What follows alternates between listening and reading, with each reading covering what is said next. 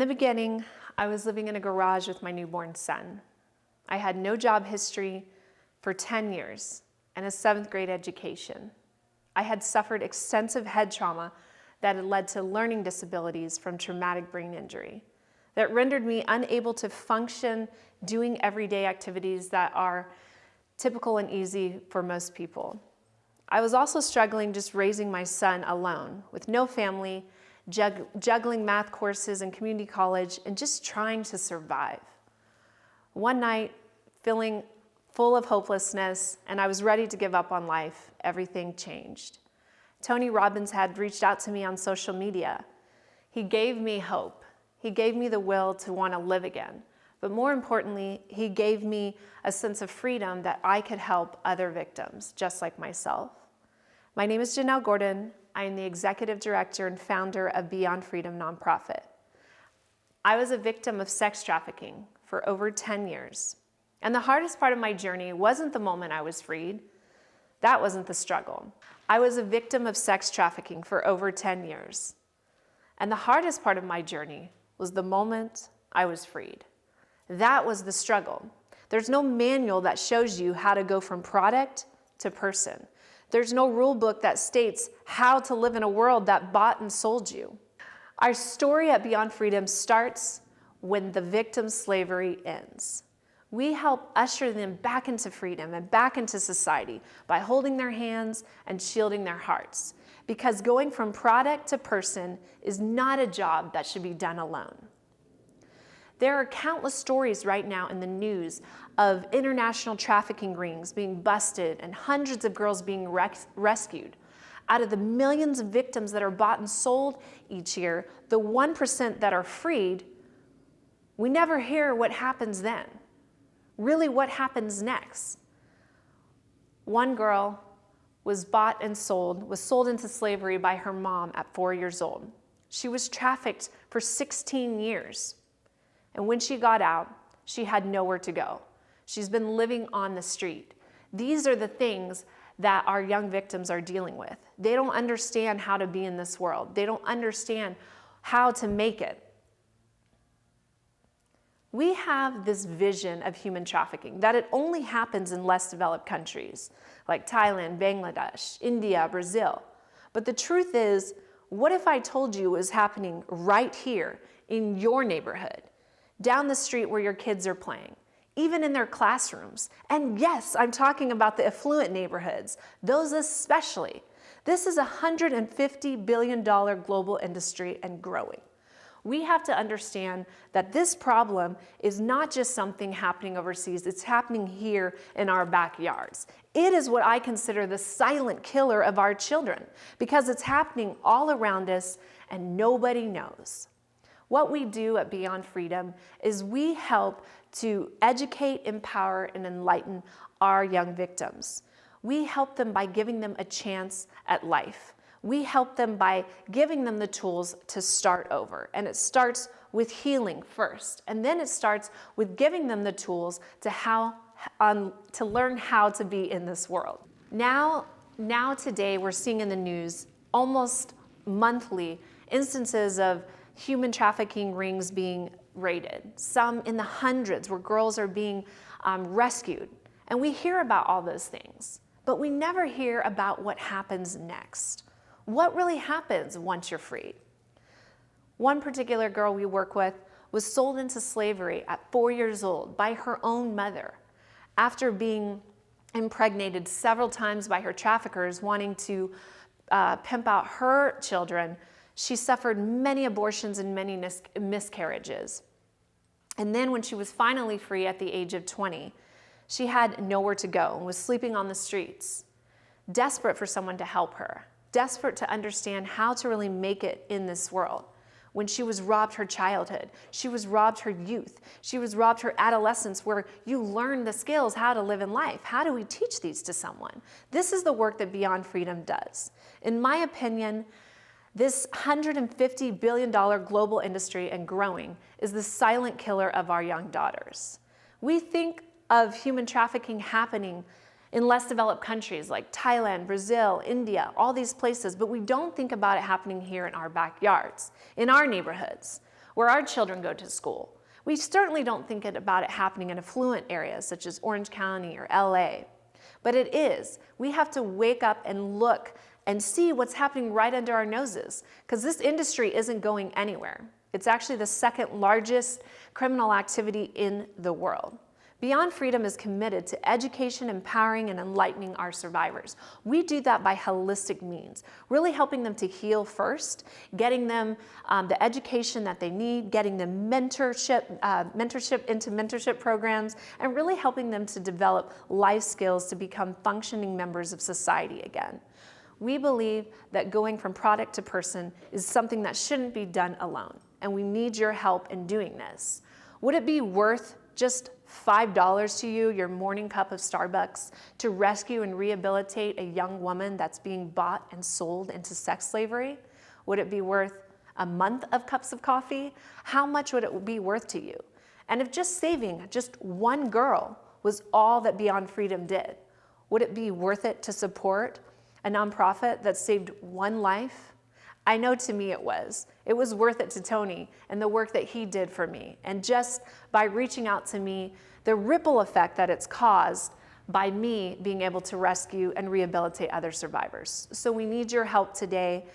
We'd like to ask you to go to our website, beyondfreedominternational.org. We have free resources that helps you to be able to, equips you with the tools to be able to protect your family and your community. Remember, you are the solution to ending sex trafficking in your community. Be the solution. After escaping my traffickers, I was living in a garage with my newborn son, having no real job history and only a 7th grade education. I suffered repeated head trauma that caused me to have a learning disability from traumatic brain injury. This made simple day-to-day living extremely challenging. The challenges of being a single mother, juggling college courses, and just trying to survive became overwhelming. Feeling hopeless, I shared my story on social media, and Tony Robbins responded.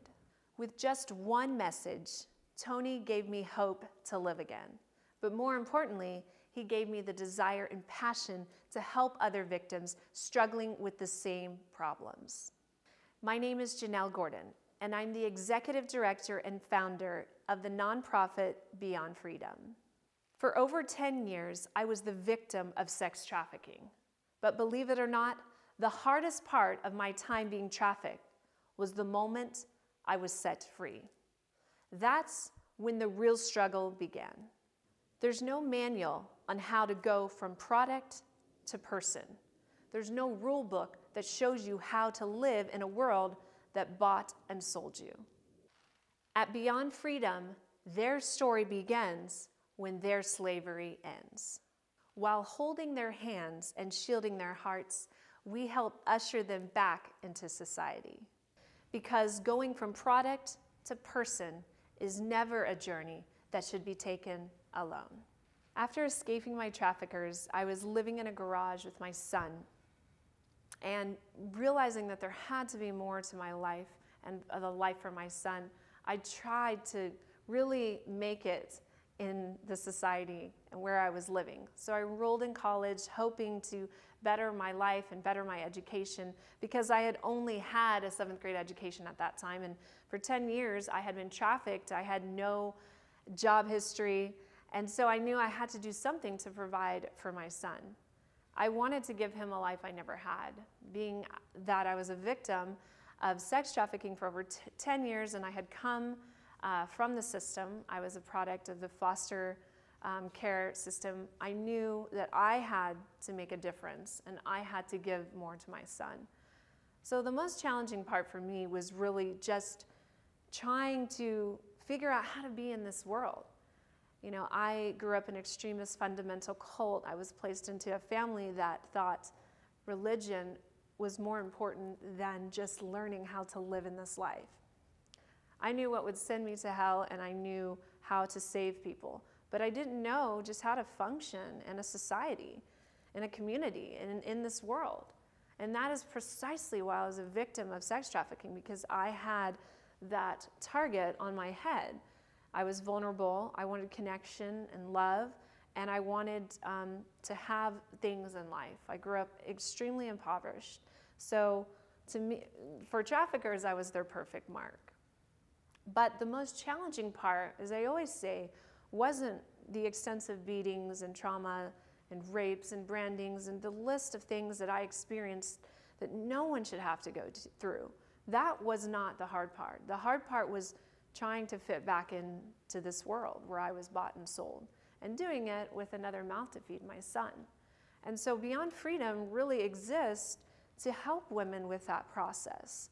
I reached out to a lot of organizations when I first came out and told my story, and not one of them helped me. Even at that moment in time, I was still needing help. And they asked me to join their mailing list. And I'm not saying that these nonprofits did the wrong thing, but what it did is it showed me where a gap was. It showed me that there was room for us as a community to improve in how we deal with the aftercare of victims that have gone through this. Because this is really what I consider a silent killer of our children. This is a $150 billion global industry that is the second largest criminal activity in the world. And they're targeting your children, your daughters, because it's a lucrative product. It's a product that can be used over and over and over again. It's disposable only when they're done with you. So I implore you to be a part of Beyond Freedom. Our organization exists to really fill in those gaps, the gaps that I experienced. Not having education, not having childcare when I was trying to get a job, go to school, all the things I experienced, the healing aspects of therapy and all those things, healthcare, not having dental care or medical care for 10 some years. These are all major issues that many victims when they come out are dealing with. So that's what we do at Beyond Freedom. And thankfully, a man by the name of Tony Robbins reached out to me when I was desperate, I was hopeless, and I didn't want to live anymore. And that's a scary thought, especially because I have a 4-year-old son. He saved my life. It's now my mission to save other women's life. And I would love for you to join us in being a part of the solution to ending sex trafficking in your community, because you are the solution. Hi, my name is Janelle Gordon. I'm the Executive Director and founder of the nonprofit Beyond Freedom. We exist to rescue, rehabilitate, more importantly, reintegrate victims of sex trafficking back into the community. We need your help today. The real battle, the real journey, or the hardship of this whole epidemic that is plaguing the world right now isn't necessarily the times that these young women are being trafficked. Yes, it's horrible, and it's something that I experienced myself for 10 years. But the real problem is the aftermath.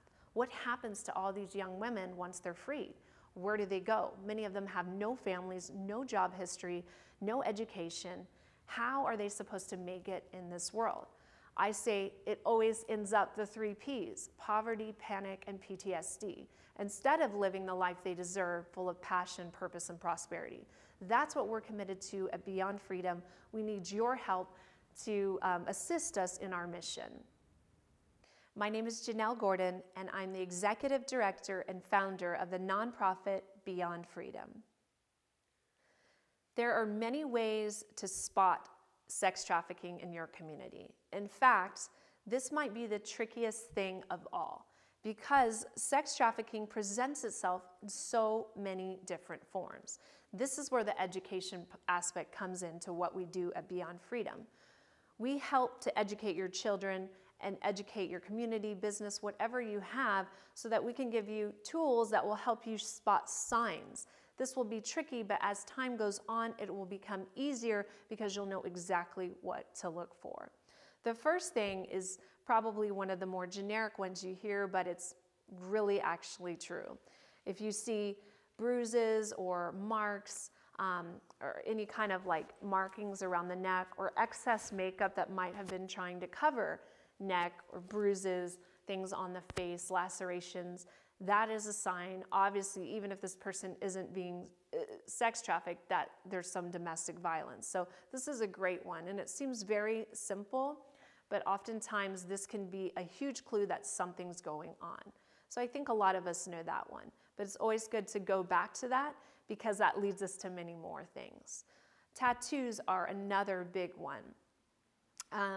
but certain tattoos. And again, this can get tricky where people say, well, what if I report a tattoo and it really wasn't? Well, what's the worst thing that happened? Someone went up to this young person and said, hey, are you being trafficked? And they weren't. Maybe they were with their family and the kid liked tattoos. It doesn't matter though. What's the worst thing? They might get offended for 5 minutes and be over it. However, if it was someone that was being trafficked, you're saving their life. So what to look for? When it comes to tattoos, there's different types of symbols and different names and things that you can take note of. So names, in certain places, strategically marked places like the back of the neck, the left side of the chest, like where the heart would be. Also, traffickers are getting a little more tricky now in hiding some of these tattoos. You can look, if you're a dentist, this is a great one, on the inside of the mouth. They're tattooing up under the lip. Also, they're now, if you're in aesthetics, because a lot of girls are getting beauty rituals done, like lashes and makeup done. They'll even tattoo eyelids. So barcodes are a big one to look for. This wasn't so much the case when I was trafficked, but now it's a trend where they're actually tattooing barcodes. So this is just showing more ownership that this is a product, it's not a person. And that's what traffickers want. They want you to think that you're a product, and that's exactly what I thought. So I was branded myself 3 times, one in the back of the neck and the pelvic region. Of course, that might be a little trickier to find out, but if you are a patron and if you're participating in the strip club industry or any kind of exotic dance world or nightlife, and you see tattoos, names or symbols or barcodes or things in that bikini area, you would take notice of that. Also, they could be on the lower back. That is another sign. And again, this tutorial could really go on and on because there's so many different things to look for. The symbols can vary in different regions of the country. So you might look for dollar signs, daddy or daddy's girl, or again, names. Those can all be signs that a young victim is being trafficked. And so we've just gotten through 2. Another thing you would look for is isolation.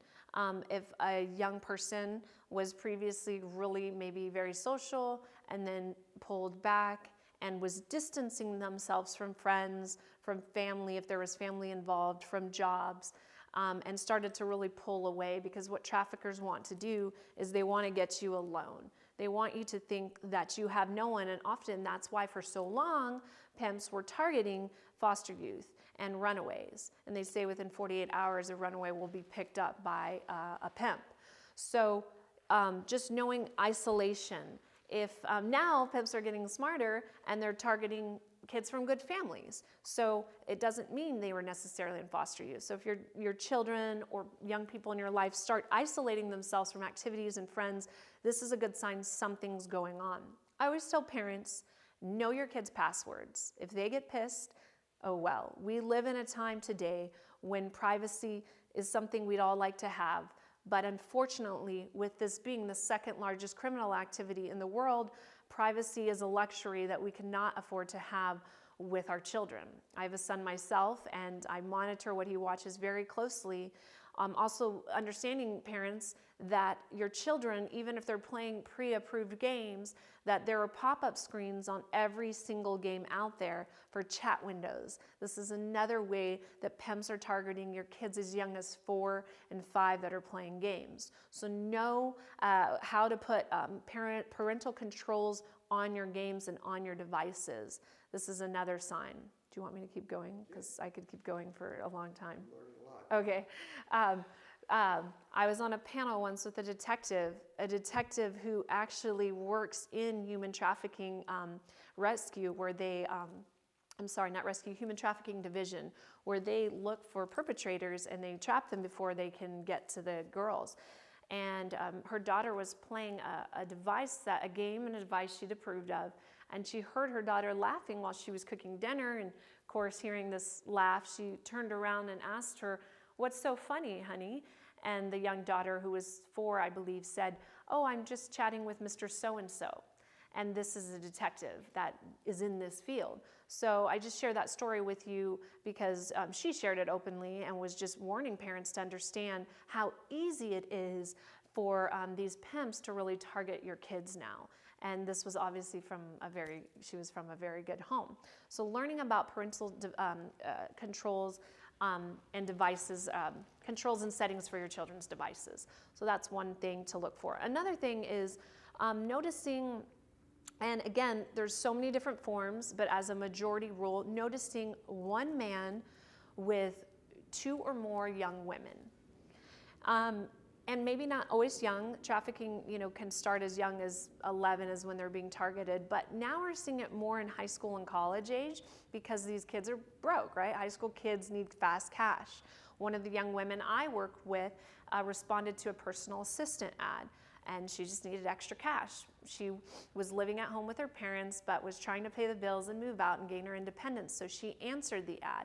Before you knew it, in less than 48 hours, she was being bought and sold. This guy had manipulated her into sending headshots that turned into more risque shots, and she really wanted the job. Coming from a very strict Asian family, she did not want these pictures getting back to her parents. So for over a year, she would go to college during the day and was being pimped out on the cam girl sites and doing calls to meet these clients after she finished with the cam girl sites, webcam sites. So just showing you that trafficking can take many different forms. And so really knowing where your children are, knowing the passwords for their social media accounts, understanding that a lot of kids now are having externals 2 and 3 social media accounts. So knowing your children's friends too. Because oftentimes the pimps will target the fake accounts of the kids because they know the parents don't know about it. So just understanding this is a major target. But if you see a young man with several young girls, that's generally a red flag. Yes, it could be a father out with his daughter and his daughter's friends, but there's, again, body language. We're not stupid guys, we're smart. It's common sense. Looking at their body language, understanding, do they look scared? Do they look frightened? Do they have, maybe scantily clad clothing that's maybe not age appropriate? Are they wearing a lot of excessive monograms, logos? Louis, Gucci are very popular brands that pimps use and that they wear personally and that they buy for their girls to wear as well. So looking for all of those things can be signs. There are many ways that you can spot signs of sex trafficking in your community. Number 1, look for bruises, marks, strangulation. Number 2, excess makeup covering those bruises. Number 3, isolation from family, friends, and other activities that they normally would participate in. Number 4, tattoos in strategically placed areas in the body, such as the back of the neck, the lower back, or the pelvic region. And remember to look for specific signs like symbols, barcodes, names. I think it was number 5, right? Number 5? Number 5, games. Check your kids' games as well as their devices. Number 6, make sure that you know your children's passwords. Number 7, if you're out in public, look for one man with 2 or more young women. Check their body language and see how they're interacting with them. You can also look to see if there's one girl that's kind of orchestrating the other 2 girls, maybe an alpha girl, if you will. Number 7, look, if you're out in public, look for signs of one man with 2 or more girls. There might be one girl who's like the ringleader, the alpha woman, if you will. She's kind of running the show of the other girls.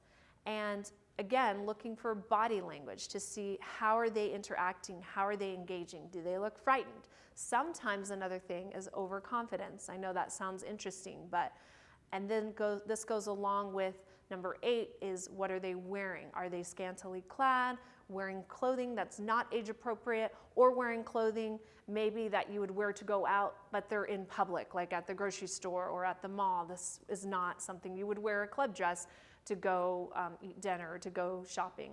And then number 9 is logos. If you notice, a lot of Gucci, a lot of Louis, a lot of really, but like excessive amounts, and all the girls and the guy kind of have the same type of thing. Also look, I know it sounds funny, but look for heels, like excessive heels, like stripper heels. A lot of the girls, they wear those all the time because they're always supposed to look the part no matter where they go.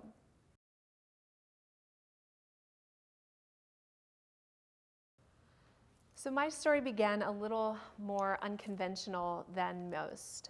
I was actually ushered into this world as a product of rape. And my birth mom, she just didn't know how to be with me or be with the situation. And so it was very hard for her to find peace. And I was taken out of the home at about 6 months old by social services, experienced physical and sexual abuse from a young age all the way up until I was almost 5, when I was placed into a family that had been one of my foster families. Now you think, oh, things might get better. However, they actually got worse. My family, although well-meaning, was an extremist fundamental Christian cult that I was placed into. And I was actually a warden of the state until I was 24 years old. And a funny story, or not funny, an interesting story is that my pimp actually allowed me to fly home and attend my adoption ceremony at 24 years old. So to say that that did something to me, feeling all those years that, that I didn't belong, or really that I didn't fit in, but that I was someone else's property. I was a property of the state until I was 24, and then I was a property of men, my adult life. So I met my first trafficker when I was 19, and by the time I was 32, I had actually was on my 4th and final trafficker, thankfully. And during that time, things actually just progressively got worse. I ended up in Vegas in my early 20s, and I had left one pimp only to get very quickly involved with another one, the most dangerous one, and the one that I speak on anytime that I'm talking, or even in my book. I'm always referring to this situation because this one was the most dangerous, the one that nearly killed me, and the one where I was really trafficked the majority of my time. As I look back now, I see, most of my life was painful, and I just thought that was normal. I didn't understand that there was another way to live my life. And one night, everything changed when I was in my mid-20s. It was towards the end of my time being trafficked here in Vegas. I was trafficked for about 7 years by the same pimp. And I was sitting in a club in Las Vegas called Seamless. It used to be a strip club that it was like the after-hours scene. Primarily, I worked at one club, but in Las Vegas, there was these things called cab wars. And every time those cab wars would hit, I would have to go where the money was, because I had to make a certain quota. Now, my pimp didn't care how I made it. I could have, stood on the corner and begged for money. As long as I made the certain amount, that was, I was safe. I wasn't getting beat. I wasn't getting, ostracized or exiled from the rest of the girls, the home, the family, if you will. So one night I was sitting in Seamless at this club. It was during a cab war, and I had left to go to this club away from my home club because I was trying to make money. And it was a really tough time because you never knew how much money you were going to make when these cab wars were going on, because it just put a stop on all the money in the industry, in the nightclub as well as the strip club, and even in the casinos. So the cab drivers would fight over who was giving them the most money to bring people to their venues.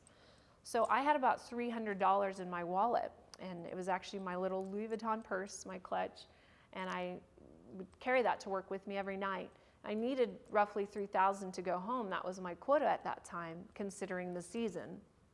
And so I knew I couldn't go home. And it was just a moment of when my life really started to change, because I was still recovering from my last beating, and I had, strangulation marks. I had makeup that was really poorly covering the bruises, and I was tired. I didn't want to be there. I wanted to, be recouping and just resting. but I had to go to work. The show must go on. It didn't matter what was going on.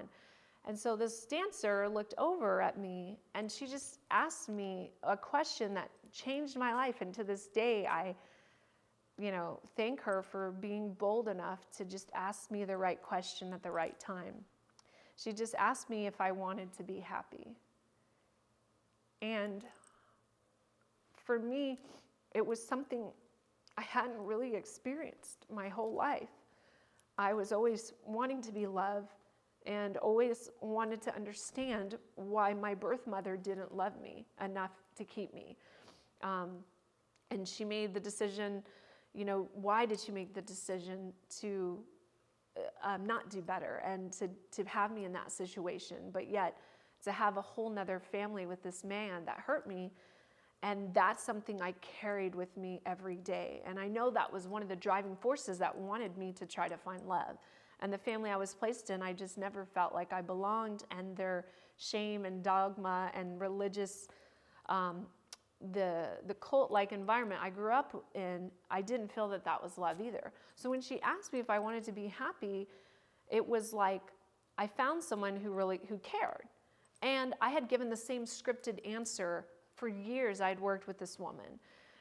Pimps, my pimp and pimps in general, they give you a script that you say.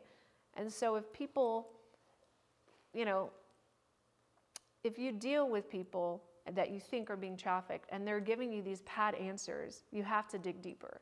Because I would always tell her the same thing, but she didn't believe it. So on this particular night, she just said, "Do you want to be happy?" And I knew I didn't know what happiness was, but I wanted to try and find it.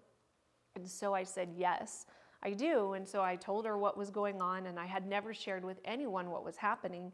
I didn't know that I was being pimped at that time. I just thought I was in an abusive relationship. I didn't understand that I was being trafficked, and that recollection didn't come until years even after I was free. So after enduring, 7 years of being trafficked in Las Vegas with this man, I realized I wanted to find freedom. But I want to talk about why I stayed for so long, and that was because I was afraid. I had, experienced so much pain and trauma with this man at his hands and seen what he'd done to other people. I didn't think there was another option for me outside of this life. And I remember something he used to always tell me, and it sounds so foolish and simple now, but he just said, if you ever leave me, you'll never make it in this world. And even just saying that out loud, it still gets me. It's like he said, and I quote, "You'll be broke for life. You'll be a woman alone with cats." I hate cats still to this day. No offense to cat lovers, but it haunted me. And to me, I felt like I had no other option than to stay in the trauma that was my life. You have to understand, my whole life, it was not really great. So I just thought, this is life.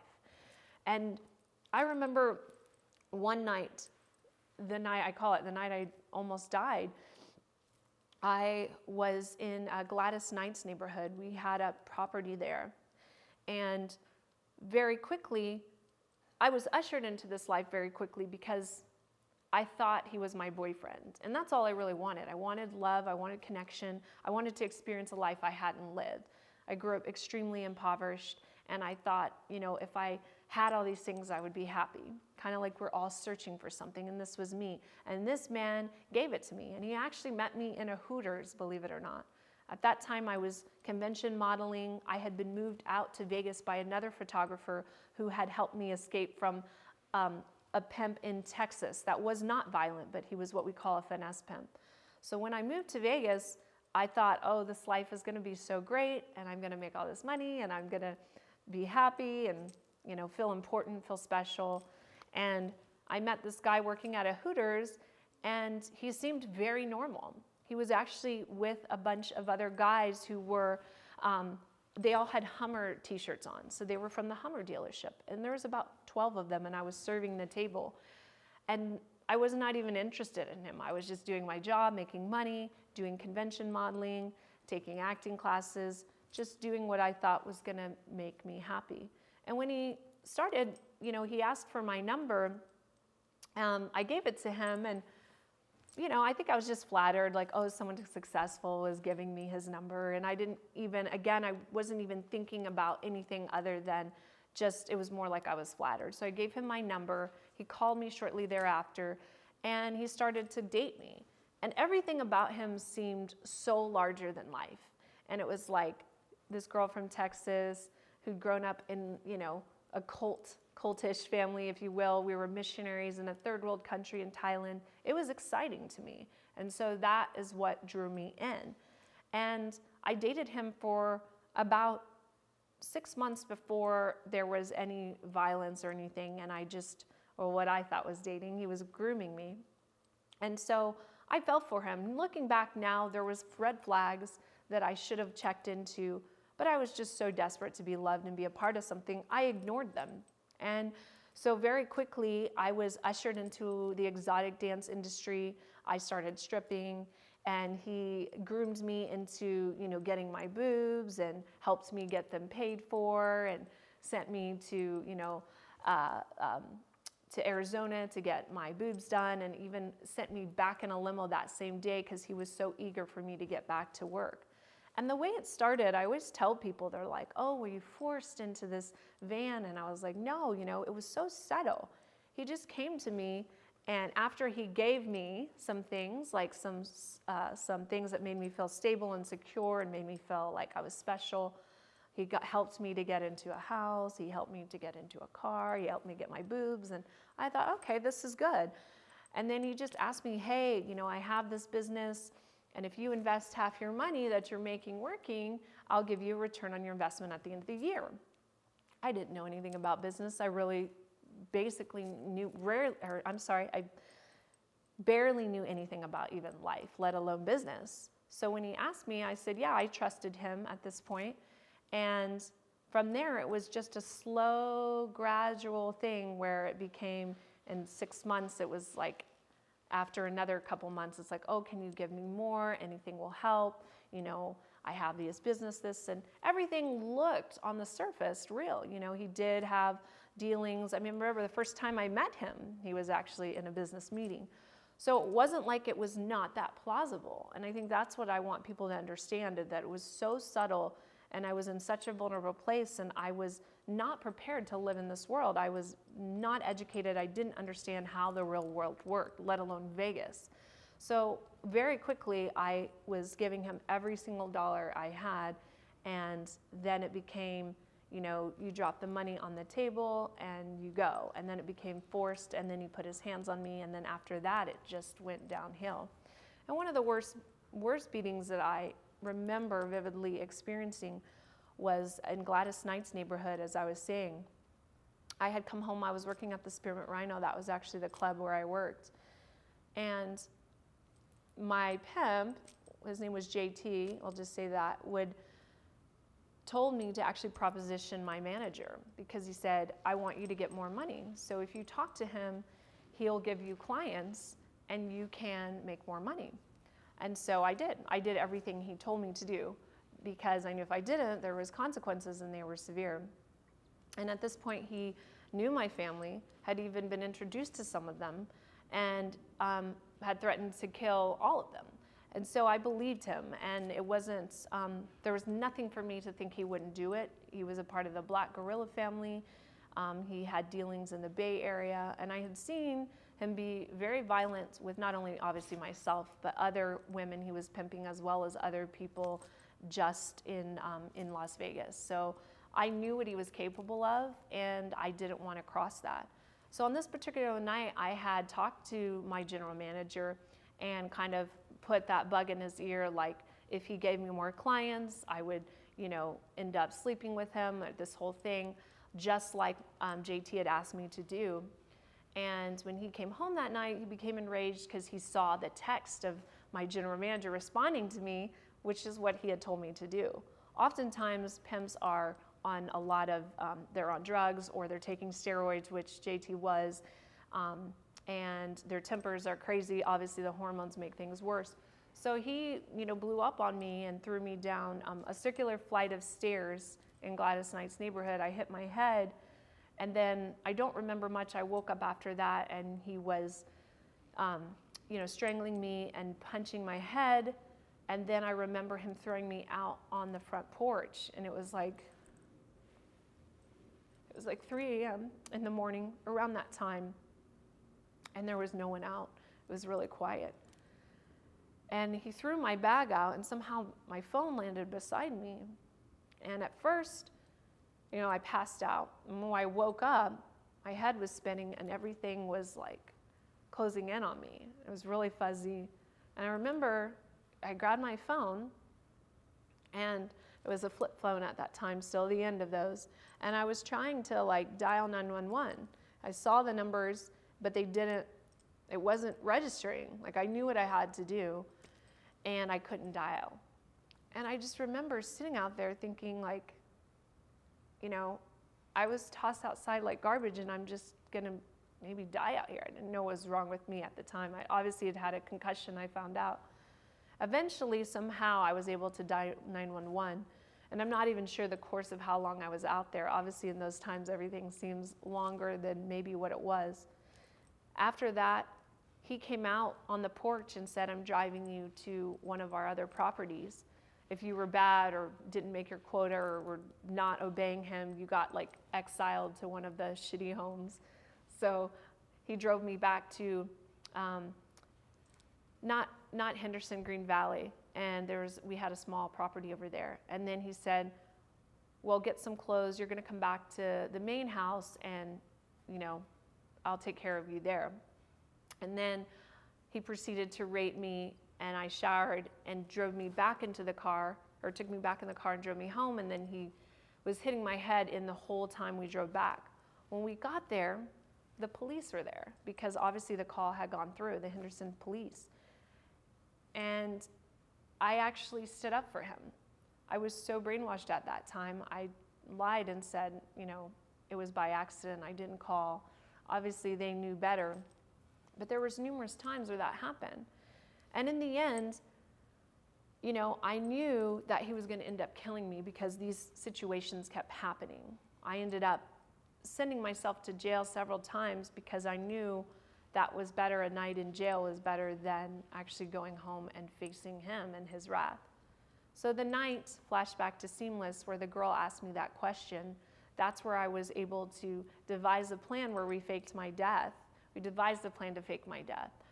And the crazy thing was, we implemented this, and he didn't even care. He didn't call, nothing. So I knew at that point, that was leverage, this. He never cared about you. He didn't love you. And it was something clicked in my head. And I knew at that point that was going to be the end. So I was able to escape him in Las Vegas finally for good. It actually took some time. And often when young women are trafficked, it's never just a cut and try where they get out. There's a lot of things that are woven in that make it really hard to leave, which is why women stay for so long, actually end up dying in the life or committing suicide when they get out.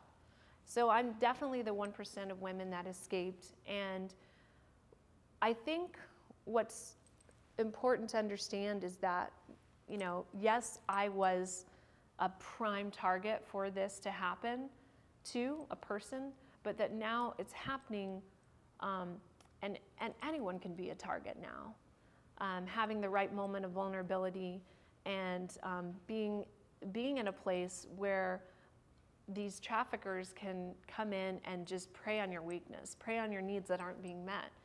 And I remember my pimp actually telling me that he learned how to do this in prison, that there's actually manuals that are being written and sold on Amazon, and pimps are buying them and learning how to really exploit these young women.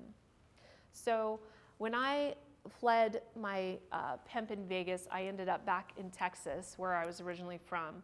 But I ended up back in with another trafficker who was less dangerous and less effective, but still the same cycle. And I just couldn't get out. And one night I was working at this club in San Antonio, Texas, and this man came in and he said, he told one of the cocktail waitresses that he needed to help me. And she asked if she could give him my number, and I said yes. And from that moment, I started a friendship with this man who is a very generous man. He's a Doctors Without Borders dentist, oral reconstructive surgeon, rather. And he just said, listen, I don't know your story, but I know I'm supposed to help you. And he said, I experienced a lot of trauma, and this form of yoga really helped me. Maybe it'll help you. So he asked me to look up a school, and he said, I'll send you if you find one. And at this time, JT had actually been contacting me from the penitentiary. So the FBI finally got him because they had been watching him, and he actually had a home up here in what is this area, Summerlin, where he had a lot of girls, a lot of underage girls. It made the paper and everything, and so they finally were able to get him locked up and locked away, but he was still pursuing me from prison, and I didn't like that.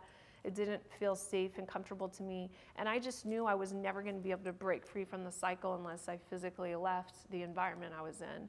So I took my friend up on his offer, and I fled to a remote island in Thailand, studied a niche form of yoga, and just really healed and rehabilitated for about a year of my life. And at that point in time, I finally started to love myself again, and I started to undo all the trauma that I'd experienced of 10 years of being bought and sold, of being in the, the sex industry, of physical abuse and trauma that I endured.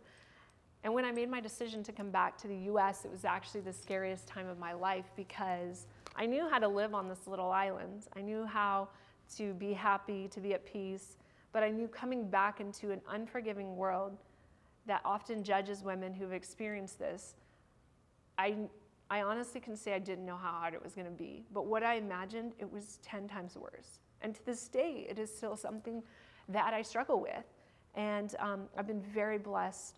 God, the universe, whatever you believe in, blessed me, and I've put strategic people in my life, and it's still been a challenge. And this is something that I work so hard to help alleviate with women that we work with in Beyond Freedom. So as I move back to the US, I'm starting my life over, but this time I have a son to take care of. And there was a night where I was just feeling hopeless. I didn't want to go on living my life like this. I thought, this cannot be my life. 36, in a summer math class, I had to take 5 remedial math courses. I'm raising a baby, and with no family, and just trying to survive, living off welfare, and not knowing if I was going to be able to pay the rent again the next month. And so I reached out in desperation on social media and shared my story, and Tony Robbins reached out to me, and he threw me a lifeline. He gave me a sense of hope. I mean, I remember his text like it was yesterday. He just said, I honor you and your struggles, and I want to help you help more women. And he said, but I want to help you first. So you've got to come to my workshop. And he sent me his workshop, and I got to meet him, and that was in November of 2017. And for me at that moment, Tony tells a similar story. It was that people cared. Strangers cared, and a stranger who was on a very big platform in life has a very big audience, someone who everyone knows. The fact that a man cared about me, it was like, it really gave me my life again. It gave me a sense to live and to keep on. And so when I came back from that seminar, I was more determined to be more, do more, give more, serve more than I'd ever done in my life. And I knew that it was my mission to help other women transition out of sex trafficking in a more efficient and effortless way than what I had experienced. And so I knocked on doors left and right, trying to find, I said I knew I need legitimacy. I'm like, people will not take me serious. I'm just a survivor. I'm just a woman who people think, like in the Bible, Mary Magdalene was like the slum of the earth. And that's how I saw myself. I actually came up with a method of healing for women, dance movement therapy called Dance of Magdalena. And I felt like that. I said, no one will take me serious. So I knew I needed to legitimize myself by forming a nonprofit. So I knocked on doors and I asked all these attorneys to file, and everyone's like, yeah, we'll do it, but it's $5,000, $3,500, $4,000. And I finally found one woman that said she couldn't tell me no. So she formed for me, filed in 2018. And from there, I just used my platform and used every way that I could to shock and get people's attention, to get support that I needed to really birth this nonprofit.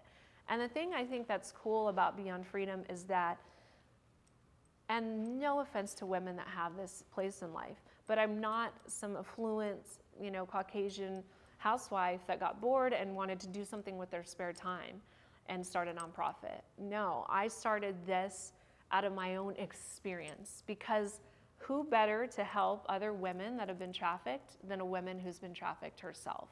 And I think that's kind of my niche, is that I know what they need. So Beyond Freedom, that's how we started, and I continued to receive support from Tony Robbins and Robbins Research. They started sending girls to every single Unleash the Power Within, and Tony sent me to Date with Destiny and Business Mastery, and every step along the way, I've just grown stronger. I've learned more how to be a more effective businesswoman, speaker, leader, and how to really find that power within myself that I always had. And I'd say the biggest takeaway of meeting Tony, other than getting my life back, was being able to sleep again.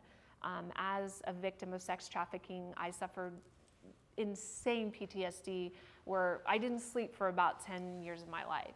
And I would wake up in the middle of the night thinking that I was dying, and imagine that with your son in the next bed, in the bed with you, waking up. It's a scary thing.